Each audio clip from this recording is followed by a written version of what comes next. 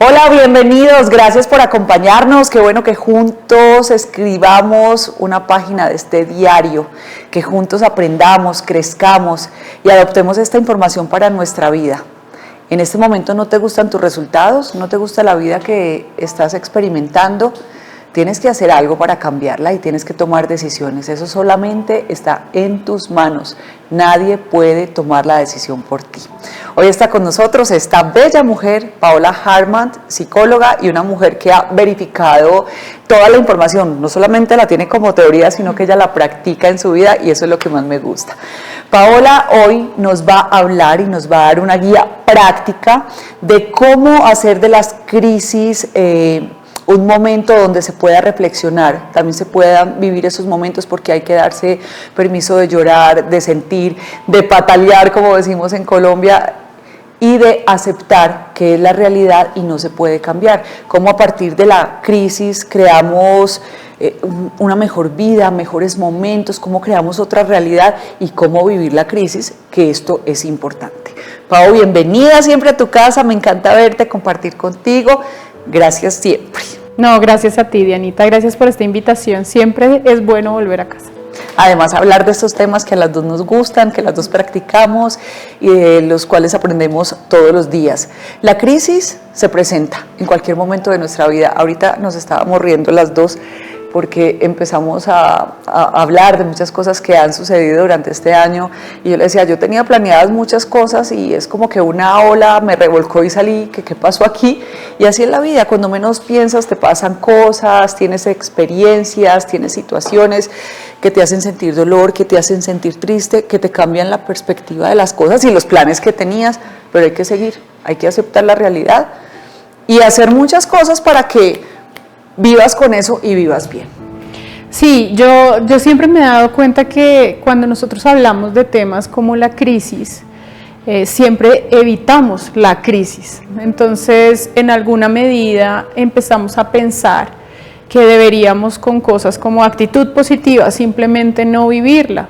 Y la realidad es que, pues es verdad, la crisis es maestra, la crisis es una oportunidad de cambio, pero nadie ha dicho que el cambio no va a costar y nadie ha dicho que atravesar la crisis no va a doler.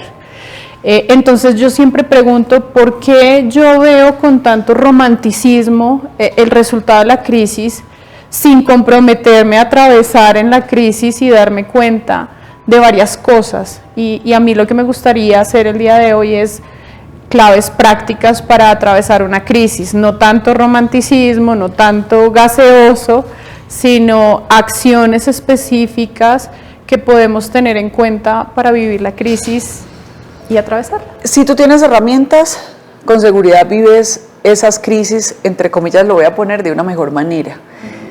Igual te tienes que permitir llorar, sentir, a veces sientes que el mundo se te vino encima, a veces tu mente se hace muchas preguntas, tu alma lo entiende, pero tu mente se hace muchas preguntas.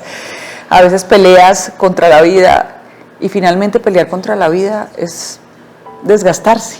Entonces, claves de verdad que nos sirvan para vivir una crisis con entereza, con valentía y no resignación, porque a mí la palabra resignación no me gusta, pero sí con aceptación de lo que está pasando. Claro, o sea, realmente la gente confunde mucho resignarse con perder la fuerza, ¿no? En los momentos de crisis es donde más fuertes debemos ser, porque si yo veo que mi vida está funcionando perfectamente, ¿yo qué esfuerzo tengo que hacer? Ninguno. Pero cuando yo veo que mi vida está funcionando de forma que no me gusta, pues es cuando yo más tengo que esforzarme para cambiarla. Hay cosas que dependen de mí, o sea, cuando yo no estoy feliz en un trabajo, pues yo qué tengo que hacer, buscar otro trabajo y moverme allí, pero hay cosas que no, como por ejemplo la gente que se está estresando ahorita con la guerra de Ucrania, pues yo no puedo parar la guerra, pero sí hay cosas que yo puedo hacer al respecto. Entonces, lo primero que yo sugiero en una crisis es no le pongas más drama de lo que ya tiene, o sea, la crisis de por sí es dramática. Con dramático me refiero a que ya tiene un cóctel emocional que te va a meter en una sensación en la que al principio ya no quieres estar, luego tienes mucha tristeza, luego pierdes fuerza, luego estás aburrido, luego pierdes sentido, luego te abrumas, pero hay pequeños micromomentos en el día en que te desconectas un poquito de eso y sientes algo de felicidad o sientes algo de risa. O sea, la crisis de por sí, movernos de por sí, ya tiene una intensidad emocional altísima, no necesitas más de eso. Es que cuando la crisis llega, te mueve. Claro. Tú estás en tu vida tranquila, normal, y de un momento a otro llega un suceso externo que te cambia la perspectiva de la vida y que realmente te sacude.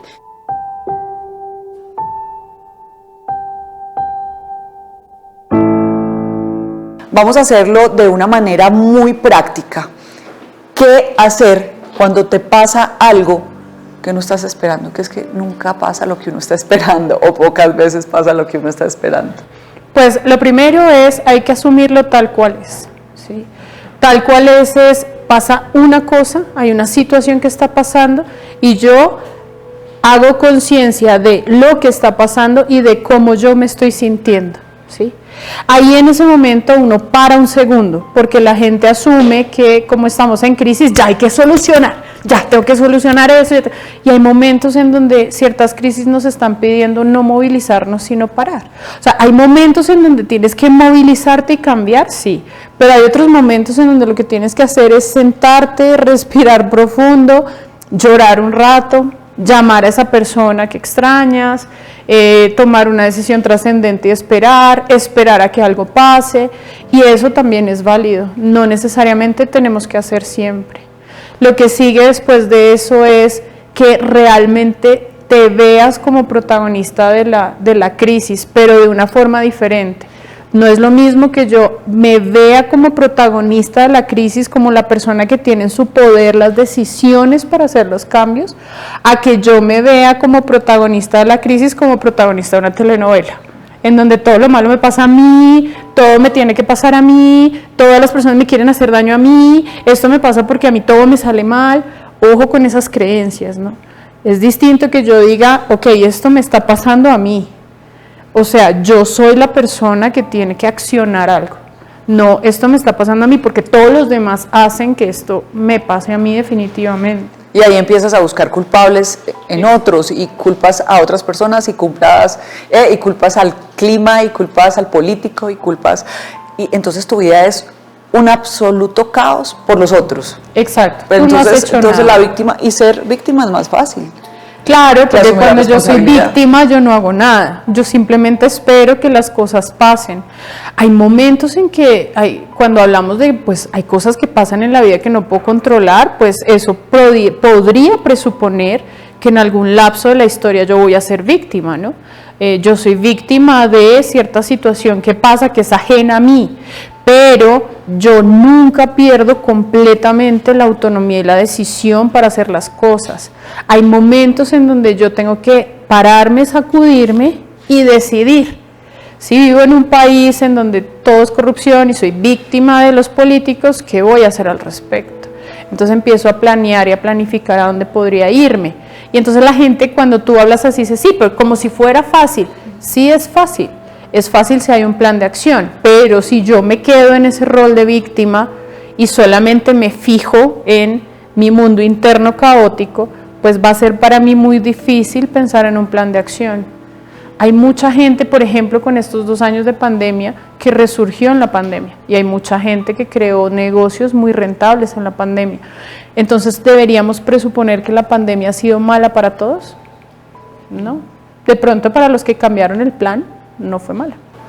Y dentro de todo lo malo está lo bueno. Bueno, ahí estamos entrando como a calificar ciertas cosas, pero yo pienso, no sé si ya es una creencia que he adoptado y que tengo ya metida en mi subconsciente, pero estoy segura que cada uno vive lo que tiene que vivir, cada uno tiene su plan del alma, unos lo llaman así, cada uno tiene su camino por transitar, pero cada cosa que pasa en nuestra vida es perfecta, y mucha gente es un poco escéptica con eso y te dice, pero ¿cómo va a ser perfecto que yo pierda esto y que pasen estas cosas? ¿Qué es lo que tienes que aprender? ¿Qué es lo que te están enseñando? Para unos la vida le enseña, a otros es lo que tiene que hacer por esta existencia, no sé. De todas maneras, cada ser humano vive lo que tiene que vivir, Pau. Eso es completamente cierto, y ante eso hay algo supremamente importante, y es como nosotros nos enfocamos en lo que no está funcionando, por eso argumentamos eso. Entonces, perdí mi trabajo, me quedé sin trabajo. Y entonces viene alguien y me dice, tranquila, esto va a ser para bien, esto va a ser un cambio. Pero ¿cómo me vas a venir a decir que quedarme sin trabajo va a ser para bien? ¿Pero cómo me vas a venir a decir que voy a evolucionar? ¿Pero cómo? Pero resulta que tú llegas a tu casa y te das cuenta que hay cuentas por pagar, que hay 1000 cosas, y se te ocurre una idea y empiezas a comercializarla, y resulta que 2 años después ya eres empresaria. Y en ese momento tú dices, oiga, sí, si a mí no me hubieran echado a mi trabajo, tal vez yo nunca hubiera descubierto esta idea, tal vez yo nunca hubiera hecho eso, tal vez yo no tendría tiempo para mis hijos, porque ahora manejo mi tiempo, tal vez. El tema es, sí, eso va a pasar, o sea, uno en las crisis tiene que confiar. Yo tengo que confiar que la crisis me tiene que llevar a algo positivo. Solo si yo desde mi decisión hago algo con esa crisis que verdaderamente valga la pena, porque también te puedes encontrar con personas que les pasa algo en la vida y 10 años después siguen inmersas en esa crisis. Entonces terminé una relación, 10 años después yo todavía sigo pensando que esa persona me hizo, me deshizo, me quitó, me robó mi juventud, me robó tal cosa, me robó tal otra. Esa es tu decisión. Entonces, cuando la gente dice es que yo no puedo controlar lo que pasa en mi vida, sí, pero yo sí puedo controlar qué rol asumo en eso. Y el rol es a veces dejar que la crisis pase, hacer conciencia, respirar. Yo siempre pregunto esto, y ahora que hablábamos antes de iniciar el programa, me lo cuestiono mucho en este momento de la vida, y es, ¿qué tiene de malo estar mal? O sea, ¿por qué aprendimos que está mal estar mal? Entonces yo a consulta me llega la gente como, mira, me estoy sintiendo ansiosa y no me gusta. Pues en vez de molestarte porque te sientes ansiosa, ¿por qué no nos sentamos a evaluar tu vida, a ver qué es lo que está pasando que genera esa sensación de ansiedad? Porque es que ahí sí está la situación. Entonces fíjate que a veces la gente ni siquiera sabe dónde está la crisis. La gente piensa que la crisis es que se sienten mal, o que ya no le ven sentido a la vida, o que están tristes, y eso es una consecuencia de algo que yo de entrada profundamente no estoy mirando. Uno a veces está destruido y la mejor opción es llorar y llorar y llorar, que uno cree que ya las lágrimas se van a acabar. Y esa es la mejor opción en ese momento. Yo estoy de acuerdo cuando dices no romantizar la crisis. La actitud es muy importante, porque es que tú la actitud la mantienes siempre, incluso cuando estás triste, pero sabes que lloraste y que de ahí tienes que salir otra vez a hacer las cosas que tienes que hacer, y sales a trabajar y sales a asumir el rol de esposa, de mamá, de hermana, de amiga, de ama de casa, de lo que sea. Tienes que seguir con tu vida. Yo conozco gente, y tú también, Pau, que les ha pasado cosas realmente dolorosas y tristes en la vida, y ve cómo se han dedicado a ayudar a los demás, a hacer una fundación, con una palabra, un gesto, no sé, pero con lo que te pasa, vívelo como lo tienes que vivir, y de ahí en adelante decide qué vas a hacer con eso. Cuando yo en una crisis toco fondo y entiendo la realidad espiritual de una crisis, porque la espiritualidad sí sigue siendo lo más importante, sin hablar de religiosidad o sin ponerle ningún sentido. La espiritualidad, como yo la vivo, conexión conmigo mismo y con mi esencia, pues es gente que al final dice, yo no quiero que otras personas vivan esto, yo quiero ser el soporte de otras personas, y a través de ahí construyen sentido de vida, ¿sí? Y eso está maravilloso. Pero también tienes que ver que somos seres integrales, entonces no es solo mi espiritualidad, es también mi cuerpo, porque es que si no hay cuerpo se acabó la historia. Entonces tú ves ciertas personas muy en lo espiritual, obesas, o personas muy fit, pero con un sentido espiritual cero. Entonces, ¿qué pasa si equilibramos? O sea, hay un cuerpo, hay una mente, hay unas emociones, hay unos roles en nuestra vida. Y eso sí es malabares todo el tiempo, porque siempre vamos a tender a irnos hacia algún lado que nos conecte más con el sentido. Pero en las crisis a veces uno se da cuenta que son sencillamente los faltantes en algún área de nuestra vida en donde de repente tenemos que enfocarnos y trabajar un poco más. Y finalmente somos todo eso, somos seres espirituales, somos seres físicos, somos seres mentales, emocionales, y todo hay que alimentarlo, a todo hay que darle sus vitaminas diarias, porque es un sistema y ninguna parte del sistema la podemos dejar fuera.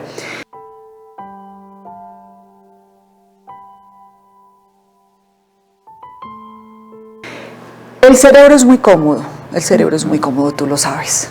Sí, se habla ahorita de la flexibilidad, de la neuroplasticidad del cerebro, que podemos aprender en cualquier momento de nuestra vida lo que sea, a nuestros 20, a nuestros 40, a nuestros 80 o a nuestros 100, si la vida nos da la belleza de llegar hasta allá en buenas condiciones, que sería lo ideal.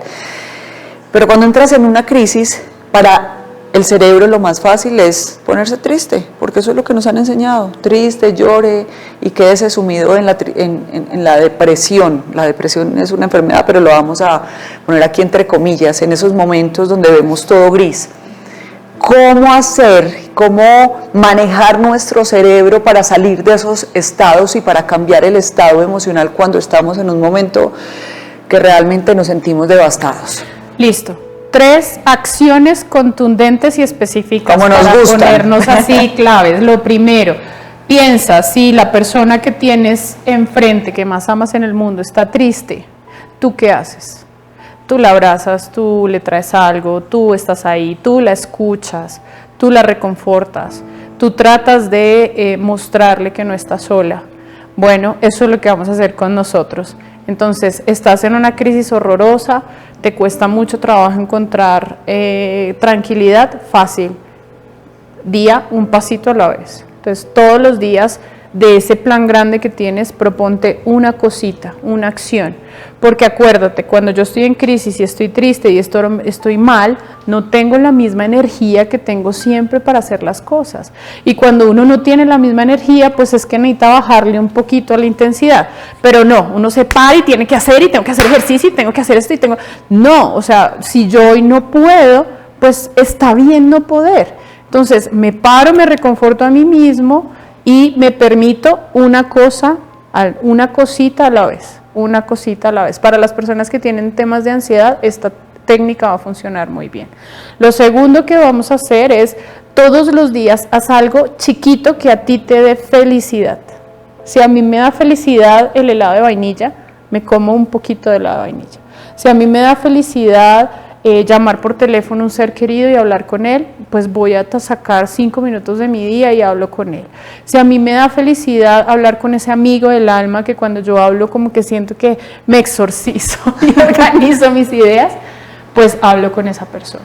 Si te provocó quedarte mirando para el techo, pues te quedas mirando para el techo un rato y te rascas la barriga cómodamente. También. O sea, me lo permito, una cosa al día que me permita a mí tomar fuerzas. Hay gente que piensa que tienen que ser fuertes. A veces ser fuerte es decirse a uno mismo, ya, hoy no voy a fregar, hoy me voy a quedar quieta y hoy voy a permitirme descansar. Hoy lloro. Exacto. Hoy lloro toda la noche. Exacto. También te lo puedes permitir. Y lo tercero, que es muy importante, es hay que pedir ayuda.